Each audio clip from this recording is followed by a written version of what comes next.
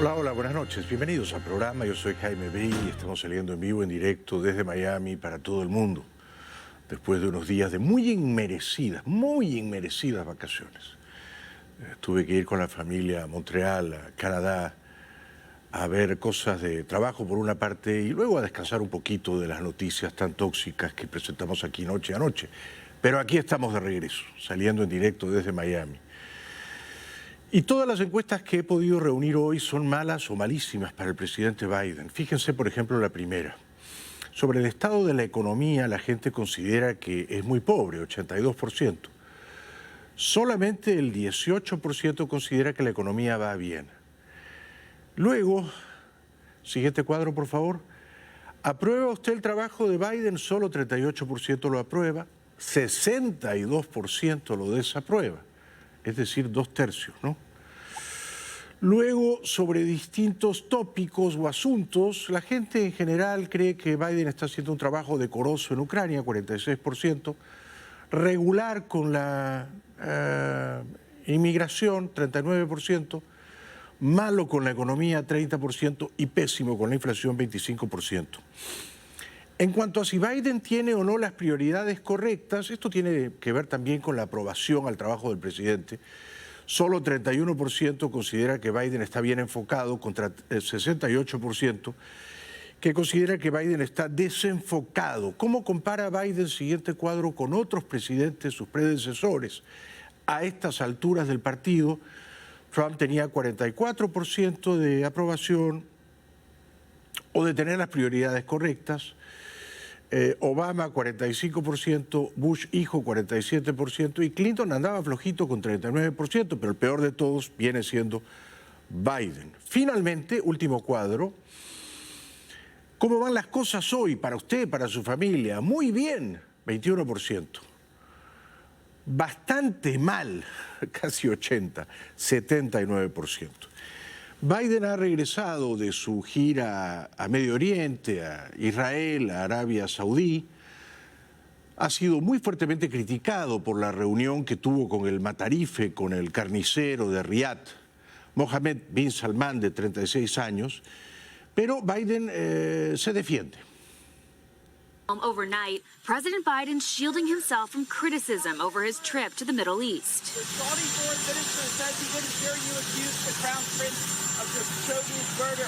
Is he telling the truth? No. Do you regret the fist pump, Mr. President? Why don't you guys talk about something that matters? I'm happy to ask a question that matters. But to those across the political spectrum today, it does matter. I don't think that that type of government should be rewarded with a visit by the President of the United States. Raramente estoy de acuerdo con el senador socialista por Vermont, Bernie Sanders. En esta ocasión estoy de acuerdo. Biden no debió dignificar al príncipe asesino de Arabia Saudí con esa reunión, solo por razones de intereses geopolíticos, de afán o premura o urgencia por parte de Biden de bajar el precio de la gasolina aquí a nivel doméstico. Otros demócratas, no solo Bernie, por ejemplo Adam Schiff, que es moderado, o el senador Joe Manchin, que es ahora la bestia negra de los demócratas porque vota con los republicanos y hace naufragar los planes de Biden y de Bernie, consideran que Biden está extraviado en la luna. It's not just progressives pushing back. Moderate Democrat Adam Schiff calling the interaction a visual reminder of the continuing grip oil-rich autocrats have on U.S. foreign policy, as Republican lawmakers say the trip is a slap to the face of American oil and gas producers. And while the president brought home a Saudi commitment to pump more oil, hopefully checking off one item on the domestic agenda, the president is unequivocal by not calling mission accomplished on any of this. He's still facing low approval ratings and record high inflation. Inflation is absolutely killing many, many people. And can't we wait to make sure that we do nothing to add to that? Es la inflación más alta desde 1981. La velocidad, el recalentamiento de la inflación sugieren que va a seguir subiendo y Biden no atina, no da pie con bola, no encuentra la manera de refrenar la inflación. Biden hoy se defendió diciendo que cuando se reunió con el príncipe carnicero de Arabia Saudí, Mohammed bin Salman, Él fue muy claro y muy directo en decirle que él pensaba que el príncipe saudí había mandado a sus sicarios a Estambul a asesinar, descuartizar y disolver en un barril de ácido al periodista independiente Khashoggi. With respect to the murder of Khashoggi, I raised it at the top of the meeting, making it clear what I thought of it at the time and what I think of it now. And it was I was straightforward and direct in discussing it. I made my view crystal clear. I said very straightforwardly, for an American president to be silent on an issue of human rights, is this inconsistent with who we are and who I am? I'll always stand up for our values. Pero el mejor mensaje o el más eficaz o el más contundente no era decírselo en privado al príncipe Matarife, era no reunirse con él, era honrar la palabra, la promesa que empeñó Biden, y era no dignificar a ese príncipe que tiene las manos manchadas de sangre porque mandó matar en Estambul, Turquía, a un periodista saudí crítico de esa monarquía asesina que vivía en Virginia, aquí en Estados Unidos, que publicaba artículos en el Washington Post. Por lo tanto, era un periodista saudí-americano. Y el príncipe bin Salman mandó en un avión privado a 12 o 13 sicarios a matarlo a sangre fría. No basta con que ahora Biden nos diga, pero es que el príncipe me dijo, no, yo no tenía nada que ver con ese crimen. Estos muchachos actuaron por su cuenta. Yo no sabía nada. Me llevé una gran sorpresa. Por eso ahora los he castigado severamente y están presos. ¿Qué pensaba Biden? Que el príncipe saudí le iba a decir, mira, voy a ser franco contigo, basta de hipocresía. Sí, yo mandé a mis sicarios en un avión privado a Estambul y le dije que no quede una uña, un pelo de Khashoggi, me lo disuelven en ácido. No le iba a decir la verdad. He basically said that he was not personally responsible for it. I indicated I thought he was. He said he was not personally responsible for it, and he took action against those who were responsible. And then I went on to talk more about how that dealing with any opposition to or criticism of the Saudi administration in other countries was viewed as, to me, a violation of human rights. Débil, es confusa, es vacilante, es tibia. Una vez más Biden demuestra que es un líder débil, que no honra su palabra. Termina diciendo, bueno, en fin, el asunto este de un príncipe que manda a matar a un periodista independiente y lo disuelven en ácido, bueno, hablamos un ratito, le dije mi opinión, él me dijo la suya, luego aparcamos el tema, no es tan importante, no es irrelevante, total ya lo mataron, la vida continúa, hay que bajar el precio de la gasolina. No es irrelevante, no es insignificante. Cuando un matón, un autócrata, un déspota manda a matar a un periodista, el presidente de los Estados Unidos no le da el puño cordialmente, no, evita esa reunión, la cancela y con su silencio y su ausencia condena ese comportamiento. A Biden le preguntaron si encaja con aplomo las críticas que ha recibido y no las encajó con aplomo porque dijo que la pregunta era tonta y no lo era. Yes. You're coming under a lot of fire for your fist bump with the Crown Prince. Why? I just wanted to give you a chance to respond to that. But also, how can you be sure that another incident, another murder like Jamal Khashoggi's won't happen again? God love you. What a silly question. How could I possibly be sure of any of that? De una cosa estamos seguros. Biden dijo no me voy a reunir con el príncipe bin Salman y se reunió. Él dirá que lo hizo para convencer al príncipe de que suba la producción de petróleo, lo que traería abajo el precio de la gasolina en Estados Unidos. El príncipe no le va a hacer caso.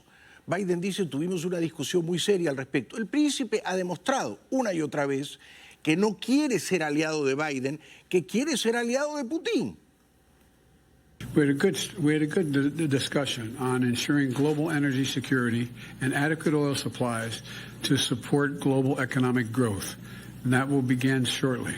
And I'm doing all I can to increase the supply for the United States of America, which I expect to happen.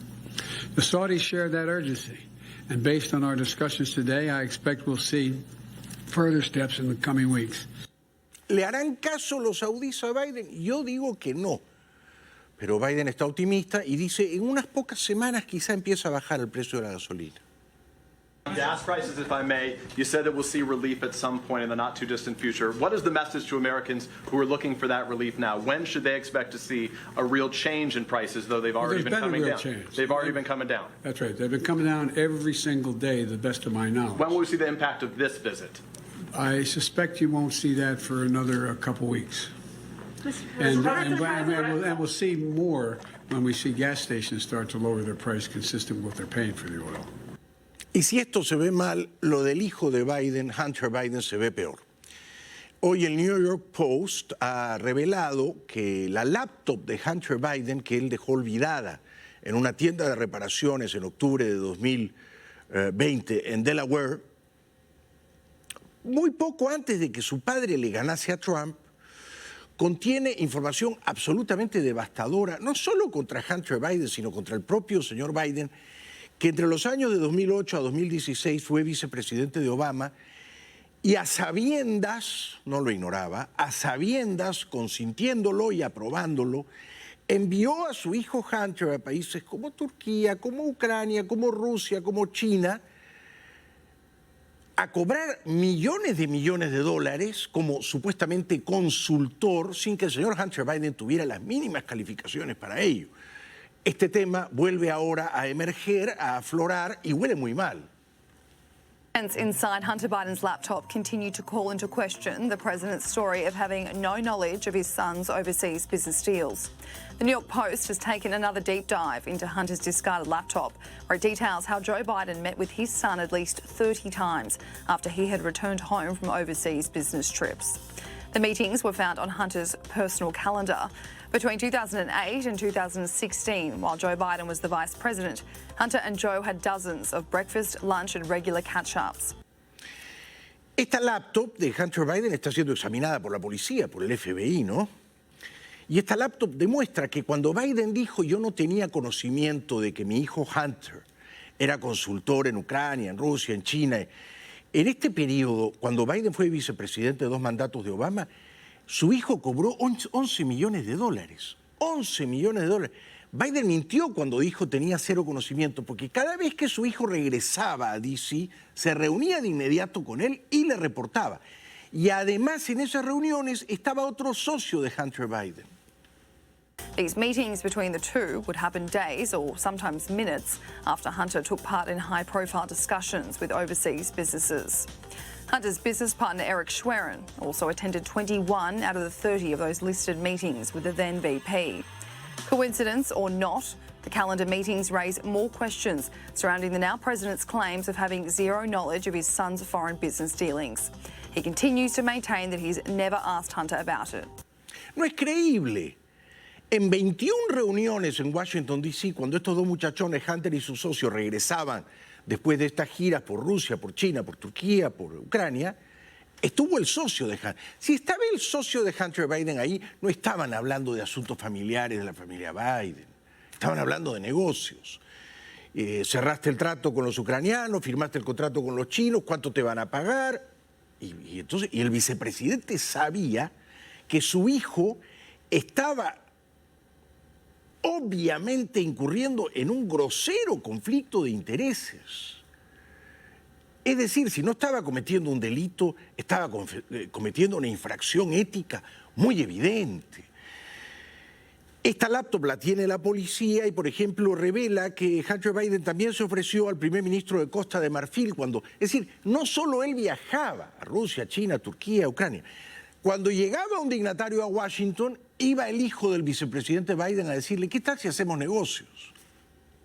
Since the contents of Hunter's laptop began to leak in October 2020, numerous personal scandals for him have plagued the Democrat Party.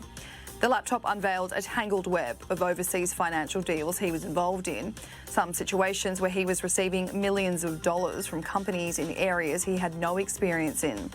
The details of these meetings, reported by The Post, show Hunter Biden meeting with the Prime Minister of Côte d'Ivoire in April 2016 in D.C.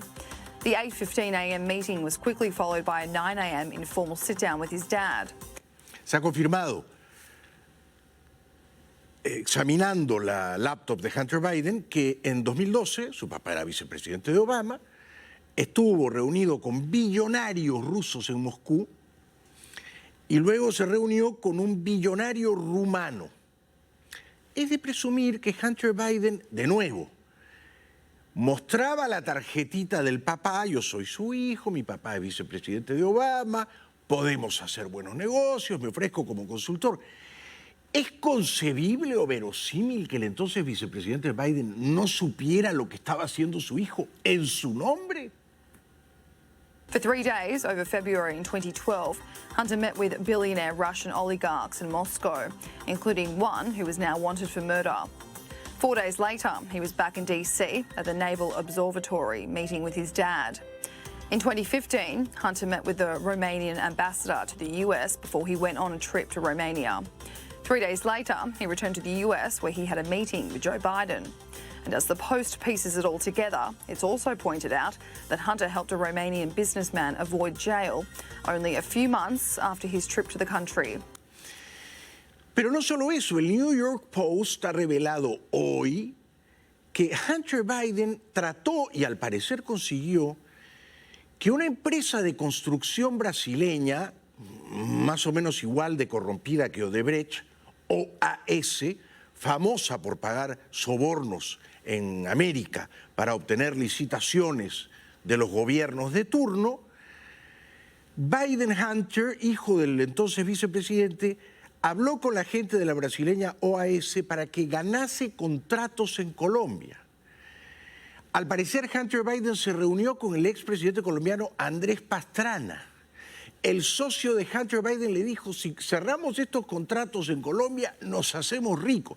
Andrés Pastrana debe unas explicaciones. ¿Por qué, cuando se reunió con Hunter Biden, se habló de contratos con la brasileña OAS para obras públicas en Colombia? ¿Obtuvo el señor Hunter Biden un beneficio pecuniario crematístico? The emails also see Hunter and his business partners chasing a partnership with OAS, a Brazilian construction company with Colombian interests, which was later busted for paying bribes and rigging public contracts, according to the Post. After proposing a list of projects to help OAS on in Colombia, Eric Schwerin emails Hunter saying, if it works, we'll be rich.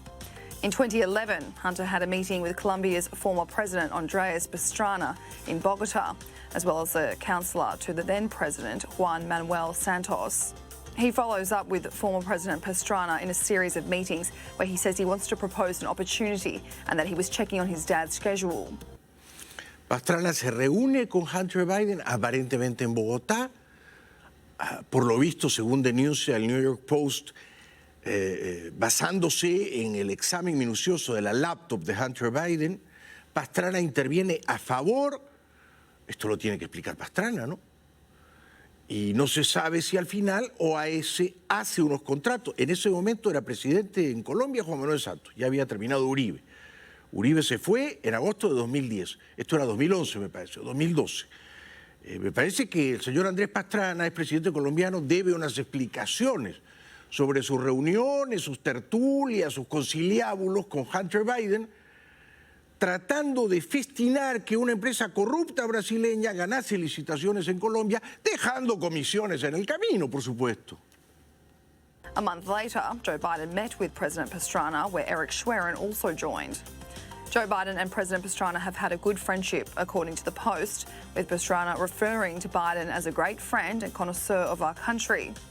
President Pastrana and Hunter Biden met again in May 2012 in DC. According to the Post, those construction projects proposed by Hunter and his business partners along with OAS did go on to get built. However, it's unclear whether they pocketed success bonuses. Pero si los contratos entre OAS y el gobierno colombiano de Santos fueron aprobados y OAS ganó licitaciones millonarias, es bastante seguro, podemos sospecharlo al menos, que Hunter Biden se llevó una tajadita, ¿no? Porque él fue el agente intermediario, el negociador, usando al parecer la amistad de su padre, entonces vicepresidente, con el expresidente colombiano Pastrana. Una pausa, regresamos enseguida con la brutal ola de calor en Europa. En Londres, mañana, se va a registrar la temperatura más alta de toda la historia de la humanidad.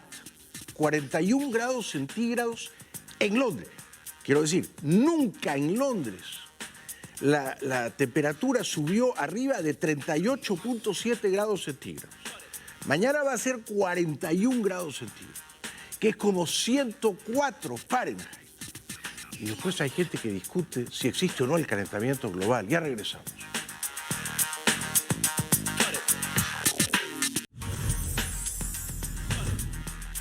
Bueno, menos mal que no estamos en Madrid o en Roma o en Londres. Londres, que tiene fama de ser una ciudad fría todo el año. Porque hace un calor insólito, un calor nunca antes registrado. Una ola de calor brutal azota Europa. Y no solo la Europa pobre del sur, sino también las islas británicas antaño tan templaditas. La exposición al sol aumenta la temperatura corporal. Si supera los 40 grados es muy probable sufrir un golpe de calor. Es decir, aparecen síntomas que pueden ser muy graves e incluso acabar en muerte. Es muy frecuente que aparezca cansancio, debilidad, mareo y dolor de cabeza. También podría aparecer náuseas o vómitos. Nuestro termostato interno, nuestro aparato termorregulador, hay un momento que falla. Empiezan a fallar los órganos. Desde que empezó esta ola de calor el 10 de julio se calcula que habrían fallecido 360 personas por las altas temperaturas. En Madrid hace tanto calor, alrededor de 40 centígrados, que la gente, los empleados de limpieza, se desploman en las calles y algunos fallecen. En Madrid, un trabajador de la limpieza se desplomó ayer en la calle y ha fallecido en el hospital. Su temperatura corporal alcanzó los 41,6 grados. Además de los trabajadores en la calle, otro colectivo muy vulnerable son las personas sin hogar. En Barcelona hoy han repartido botellas de agua. Aunque puede afectar especialmente a ancianos y a niños, según los médicos, los golpes de calor se pueden sufrir a cualquier edad. Intentar no hacer barbaridades a horas pico de calor o a horas pico de sol. Y los trabajadores que con buena protección, con un buen sombrero, un buen agua y retirándonos a la sombra siempre que sea posible. Claro, quedarse a la sombra, hidratarse mucho. El problema es que en Europa el aire acondicionado no es tan extendido entre las clases medias, ¿no? No digamos ya entre las clases medias bajas, ¿eh? Entonces quizá quedarse en el apartamento, que suele ser muy acotado, muy reducido, también da una sensación de ahogo, de sofoco, y uno sale a la calle a refrescarse y es aún peor. En las últimas horas han fallecido 3 personas en Madrid por golpes de calor. En el caso de la del trabajador de limpieza se investiga ya si la empresa cumplía todas las medidas de seguridad. La Inspección de Trabajo desde el propio día del siniestro está actuando y créame, como siempre digo, tomaremos todas las medidas pertinentes. Pero sabemos qué es exactamente un golpe de calor. Los casos estos días se multiplican. Ha aumentado en un 30-40% con respecto a otros años. Llega un momento en que la temperatura sube tanto que no hay una regulación correcta de la temperatura corporal. Estos son los síntomas que un individuo padece cuando está experimentando un golpe de calor. Los síntomas principales de un golpe de calor son sequedad y piel roja, pulso rápido, dolor intenso de cabeza, confusión y pérdida de conciencia. Si lo sentimos o percibimos en alguien, lo primero es llamar a emergencias. Después, colocarle a la sombra, aflojarle la ropa, tumbarle, en caso de que esté consciente empezar a ofrecerle agua y si tenemos alguna forma de empezar a bajarle la temperatura corporal poniéndole paños fríos. Hasta que lleguen los sanitarios.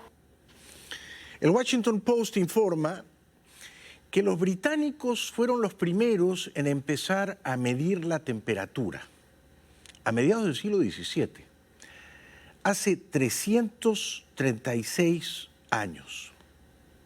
Hace más de 360 años, perdón. 360 años. Bien. Desde entonces, hace 360 años, la temperatura récord en Londres había sido un verano de 2019, en que se marcaron en los jardines botánicos de Cambridge 38.7 centígrados. Mañana se espera que ese récord sea vulnerado. Mañana en Londres será el día más cálido, quizá, de su historia, 41 centígrados. Los británicos acudieron en masa a las playas de Brighton este fin de semana, que marca una nueva ola de calor con temperaturas inusualmente altas. Por primera vez en su historia, Reino Unido ha emitido una alerta roja por calor extremo, advirtiendo de que existe riesgo para la vida. En el sur de Inglaterra, los termómetros podrían superar los 40 grados como consecuencia del cambio climático. Antes pensaba que eran habladurías por los intereses políticos y demás, pero ahora creo que es algo serio y que definitivamente tenemos que hacer algo al respecto para salvar nuestro planeta.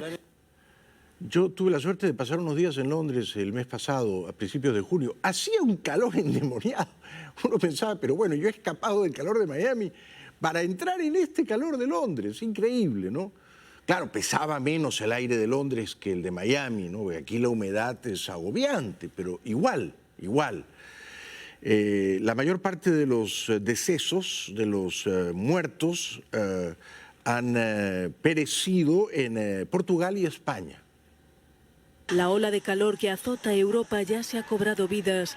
659 personas murieron en Portugal y en España al menos 360 muertes se achacan a la ola de calor de esta última semana. Las temperaturas en algunas ciudades, incluida Madrid, han alcanzado los 46 grados y en Francia Meteo France ha ampliado su alerta naranja por la ola de calor a 16 departamentos. Un calor extremo que va acompañado de una crisis de incendios forestales que ha provocado la evacuación de miles de personas en Francia, España y Portugal.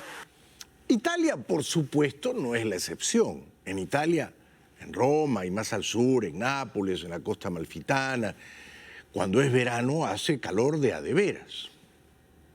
Una nueva ola de calor ha llegado a Italia, con picos de hasta 42 grados en las regiones de la llanura padana, la Toscana, Umbría y Lacio, en el norte y centro del país, que vive su mayor sequía en los últimos 70 años y que ya ha vuelto a causar un desprendimiento en los Alpes italianos.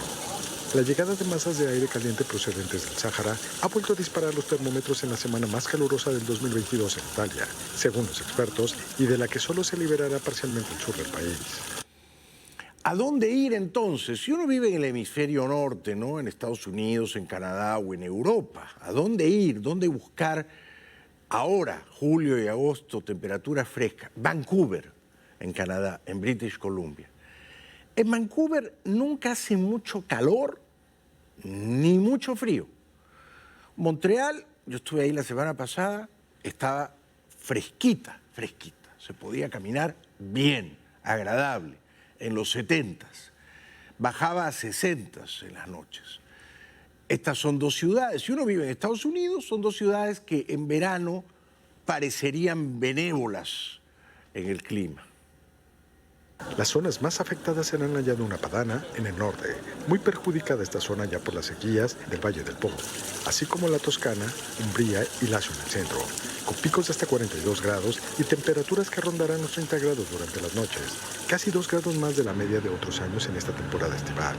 La sequía y las altas temperaturas ya han afectado el 70% de las cosechas nacionales, causando pérdidas de hasta 3.000 millones de euros al sector agrícola, según la Asociación de Agricultores Coldiretti. Una pausa, será breve. Al volver, videos verdaderamente deprimentes, descorazonadores, de la pusilánime intervención policial en la escuela de Uvalde, Texas, donde murieron 19 niños, y la detención de un narco mexicano a quien me parece el gobierno de López Obrador no desea extraditar a Estados Unidos. Rafael Caro Quintero. Ya regresamos.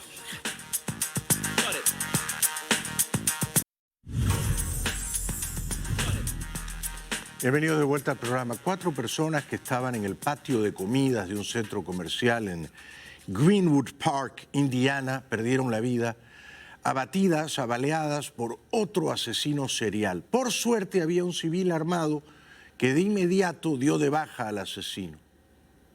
4 personas han muerto por disparos y otras 2 han resultado heridas en otro tiroteo en Estados Unidos. Un hombre armado con un rifle abrió fuego en la zona de comida del centro comercial Greenwood Park en el estado de Indiana. Un transeúnte civil que llevaba una pistola disparó y mató al presunto autor de los disparos.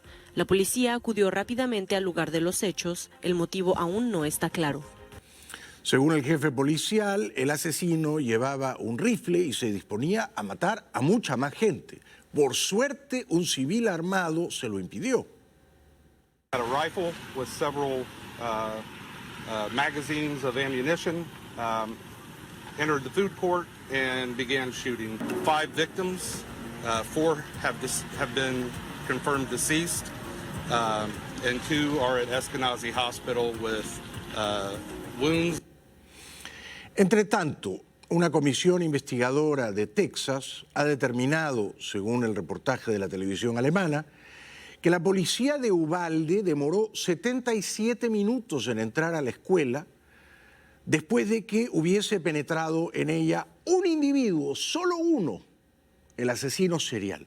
77 minutos demoraron. Había como decenas, quizás centenares de policías afuera y demoraron casi 1 hora y 20 minutos en entrar. Tenían miedo de entrar. Lenta e indignante. Así calificaron los legisladores de Texas la respuesta policial a la masacre del pasado mayo en una escuela de Uvalde, que se cobró 21 vidas. Un vídeo de vigilancia muestra a los agentes esperando durante 77 minutos para actuar, pese al sonido de los disparos. El informe preliminar revela que cerca de 400 agentes antepusieron su seguridad a los esfuerzos de rescate. Tenían miedo, 400 policías, y había dentro uno matando niños. Y cuando los primeros policías quisieron entrar, salieron corriendo como conejos asustados. Oh, shots fired! Get inside! Go, go, go! Take cover, guys. Am I bleeding? Am I bleeding? Am I bleeding? New body cam footage released by the Uvalde mayor shows the first moments officers arrived at Robb Elementary School. That's my wife's classroom. He's shooting in the classroom. I got me, right? About 4 minutes after the shooter entered rooms 111 and 112, one officer is grazed. School police officer Ruben Ruiz was heard in the background recognizing his wife's classroom. Dude, we gotta get in there. We gotta get in there. He just keeps shooting. But seconds later, confusion and misinformation. Y retroceden, se achantan, se repliegan y en otro video grabado por otro agente policial que quiso entrar y no lo hizo, se afirma, y es inexacto, que el asesino estaba en una oficina, no es verdad, estaba en un salón de clases, y que no estaba matando niños, no es verdad, estaba masacrándolos, y que se encontraba detrás de una barricada. Todo eso era falso. In a different body cam video from another officer who heads outside to take cover and alert dispatch, he seems to believe the suspect is inside an office. He's contained. We got multiple officers inside the building at this time. He believes he's barricaded in one of the offices. Messed up, is still shooting. Shortly after, the urgency fades and officers are seen waiting and waiting, what are we doing looking here? for guidance. What are we doing here? ¿Qué hacemos aquí? Algunos querían entrar, tenían que entrar. Pero el jefe policial, un tonto, un pasmado de apellido Arredondo, dio la orden de no entrar. ¿Por qué? Porque era muy peligroso para sus agentes. Es decir, que adentro el asesino mataba a niños, pero el jefe policial Arredondo decía, muchachos, todavía no. Some begin to break windows and pull students out of the building. Yeah, go, go, go, go. By now, we see the first images of the school district's chief of police, Pete Arredondo. Sir, if you can hear me, please put your firearm down, sir. We don't want anybody else hurt. Arredondo and other officers try to negotiate with the suspect. Let me know if there's any kids in there or anything. This could be peaceful. We hear police dispatch alert officers that a child is calling 911 from inside a classroom. You have a child on the line. Hey, what was that? Is in a room full of victims. Había niños que marcaban 9-11 que parecían más valientes que el jefe policial Arredondo. Este Arredondo es una desgracia. Actuó como un cobarde. Su conducta fue infame, debería ser mínimo destituido, ¿no? No merece servir como policía. Desgració a todos los policías, a todos los agentes allí presentes aquel día. Close to 5 minutes later, Arredondo is seen heading towards a classroom, not where the shooter was, to test keys and appears unable to open it. More minutes tick by with little action appearing to be taken by the officers inside the school, besides trying to talk to the suspect. Please put your gun down, sir. Please don't hurt anyone else. And more keys to open the door that we've come to learn was likely already unlocked. We're testing keys. Qué vergüenza la intervención de la policía tejana en esa escuela infantil. Qué vergüenza la actuación de este jefe policial Arredondo. Bueno, han detenido en México a un capo del narcotráfico del cartel de Guadalajara, Caro Quintero. Narcos muertos, 0. Marinos mexicanos muertos, 14. Se cayó el helicóptero. ¿Van a extraditar a este país a Caro Quintero? Tengo mis serias dudas. Yo digo que López Obrador se va a ablandar. La defensa del narcotraficante mexicano Rafael Caro Quintero promueve amparos legales para conseguir su liberación y evitar su extradición a Estados Unidos. Así lo informó el lunes el presidente Andrés Manuel López Obrador luego de la captura realizada el viernes en el norte del país. Se va a actuar, desde luego, como siempre, de manera legal, lo que se decida en el procedimiento, pero vamos a cuidar de que no haya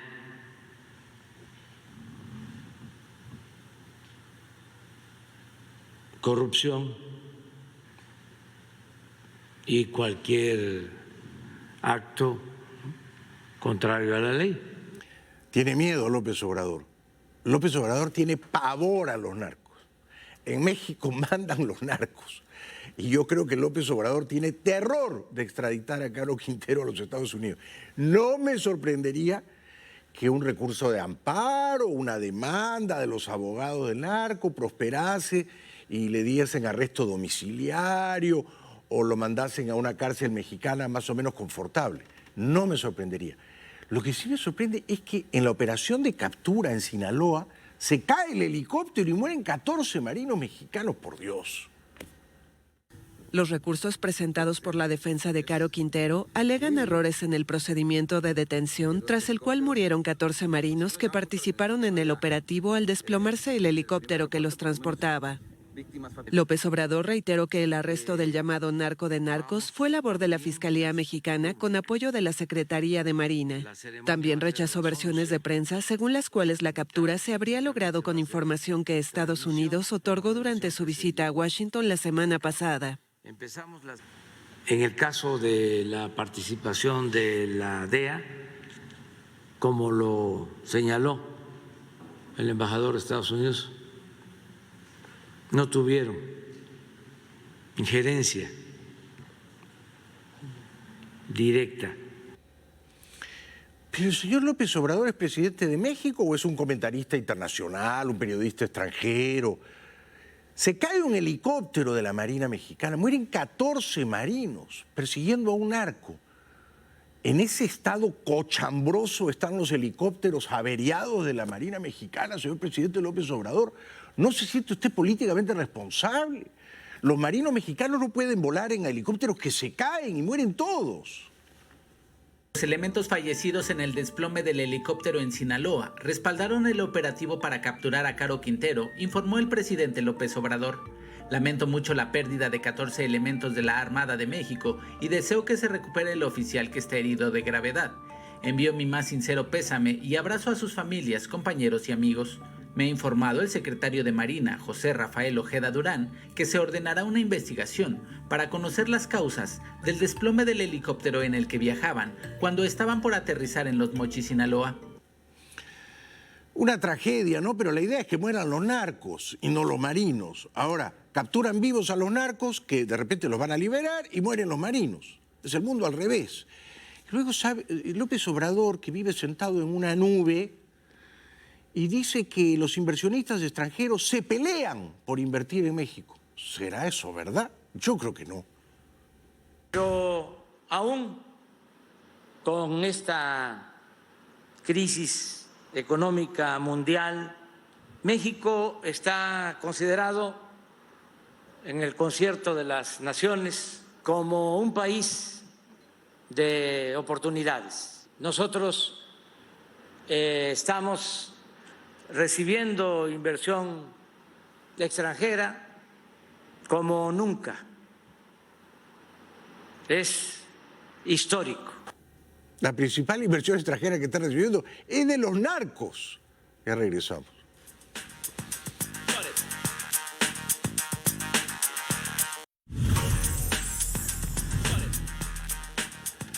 Bienvenidos de vuelta al programa. Hoy en Naciones Unidas, en Nueva York, se rindió un homenaje muy sentido a Nelson Mandela y pronunció un bellísimo discurso el príncipe británico Harry o Enrique, duque de Sussex, que no solo recordó a Mandela con emoción, pero también se permitió condenar que la Corte Suprema de Justicia de los Estados Unidos haya recientemente suprimido el derecho constitucional al aborto en los primeros 3 meses del embarazo.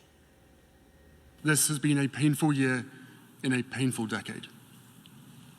We're living through a pandemic that continues to ravage communities in every corner of the globe. Climate change wreaking havoc on our planet, with the most vulnerable suffering most of all. The few weaponizing lies and disinformation at the expense of the many.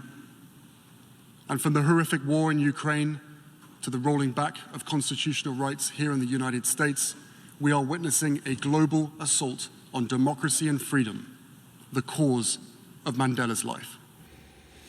Entre tanto, en Londres tuvo lugar un debate entre los candidatos conservadores a reemplazar al primer ministro que ha dimitido, Boris Johnson. Los 3 candidatos favoritos eran ministros de Boris. Uno, Rishi Sunak, era su ministro de Economía. Otra, Liz Truss, era su ministra de Exteriores. Y finalmente, Penny Mordaunt era su ministra de Comercio. Estos son los 3 favoritos. Pero el principal de todos es Rishi Sunak, descendiente de inmigrantes de la India, que recibió un varapalo, un ataque duro, áspero, de Liz Truss, la ex secretaria de Exteriores, la ex canciller de Boris Johnson. Ella lo acusó de subir impuestos. Rishi, you have raised taxes to the highest level in 70 years. That is not going to drive economic growth. You raised national insurance, even though people like me opposed it in Cabinet at the time, because we could have afforded to fund the NHS through general taxation. The fact is that raising taxes at this moment will choke off economic growth in order to prevent us getting the revenue we need to pay off the debt. En apenas 2 días, los diputados conservadores británicos van a elegir a los 2 que quedan en carrera de estos en el debate. Van a quedar 2. Esos 2 entran a una votación todo el mes de agosto de los más o menos 200.000 afiliados al Partido Conservador que votan por correo. Recién el 5 de septiembre se sabe cuál de los 2 obtuvo la primera votación entre todos los afiliados al Partido Conservador. El favorito es este señor, Rishi Sunak, ex ministro de Hacienda o de Economía de Boris. I mean, we have to also recognise that we just went through a once-in-a-century pandemic with all the damage that it did to our economy. And I think everyone realises that we were going to have to pay that back. But I'd love to stand here. I'd love to stand here and say, look, I'll cut this tax, that tax, and another tax, and it will all be OK. But you know what? It won't. There's a cost to these things, the cost of higher inflation, higher mortgage rates, eroded savings. And you know what? This something the nothing economics isn't conservative, it's socialism. Under your plans, we are predicted to have a recession because you have raised tax, it is cutting back on growth, it is preventing companies from investing, and it's taking money out of people's pockets. Pero quizá de la sorpresa no Rishi y no Liz, sino Penny. ¿Por qué? Porque Penny no estaba muy asociada a Boris, a diferencia de Rishi y de Liz. Por lo tanto, no está tan chamuscada por el hundimiento de la estrella política de Boris Johnson. A ella, a la exsecretaria de Comercio, Penny Mordaunt, se dirige en este tono de profesoral, Rishi Sunak, el favorito. Most, but if I could just come back to Penny on one thing, because I think I heard, Penny, you on the TV this morning saying that you were going to scrap one of my rules, that the government shouldn't borrow for day-to-day spending. Now, look, it's one thing to borrow for long-term investment, but it's a whole other thing to put the day-to-day bills on the country's credit card. And we know how that ends. It's not just wrong, it's dangerous. And you know what? Even Jeremy Corbyn didn't suggest that we should go that far. Too many chancellors have had too many fiscal rules that they have then had to ditch because they haven't been able to meet them. I think you have to accept we are in an unprecedented situation. We are going to have to do more for people to help with the cost of living. Where we really need to concentrate is on growth. And under your tax trajectory, that is going to be much harder. Ojo con ella, ojo con Penny. El favorito es Rishi, la segunda favorita es Liz, pero Penny puede dar la sorpresa. Si pasan los dos, Penny y Rishi, a lo mejor los afiliados al Partido Conservador desde sus casas eligen a Penny. Preguntados todos los polemistas si alguno de ellos, en caso de ser elegido primer ministro, invitaría a Boris Johnson a ser miembro del gabinete, secretario del gabinete, ninguno levantó la mano. Es decir que todos estos que eran íntimos de Boris, colaboradores, ministros, estaban en las fiestas en Downing Street, ahora lo niegan, lo niegan. If he wished to serve, who here would be happy to have Boris Johnson in their cabinet? Please raise your hands. If he wished to serve, would you have Boris Johnson in your cabinet if you were PM? Not a single person. Así es la política. Boris confió en todos ellos. Ninguno de ellos confiaría en Boris. ¿Y dónde está Boris? Volando.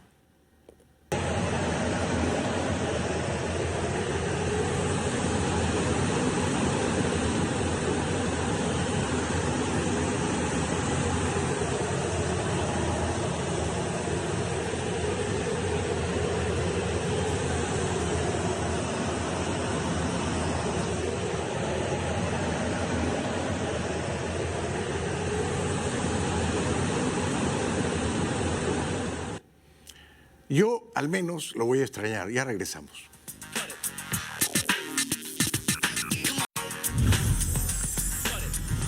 Para terminar, una ola inoportuna estropea una boda en Hawái.